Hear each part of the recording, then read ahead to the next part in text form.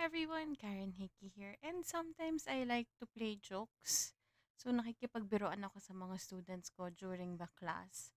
And before the class naman sinasabi ko sa kanila na hindi ako magaling magtagalog. So minsan nagugulat sila sa akin pag may sinasabi ako. Hindi niya talaga ako pinansin, no? Sabi niya, bahala ka dyan. Ayaw. Yan, Troy. Tama na. Kanina di ba miss ko ba ganyan? To, tumaba. Masyadong mataba yung ilalim. Ito. Ganito ha, para hindi masyado siyang flat.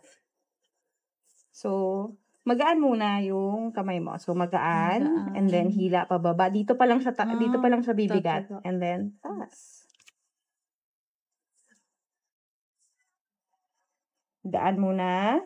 Baba. Tapos bigat. Oo. Wow.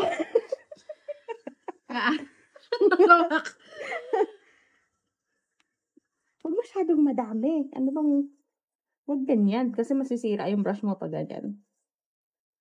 Relax ka lang kasi. Control lang. Pati yung dami ng product. Gaan. Bigat. Gaan ha. Gaan. Oh, ba't hinanggal mo bigla? Na-stress na siya sa akin.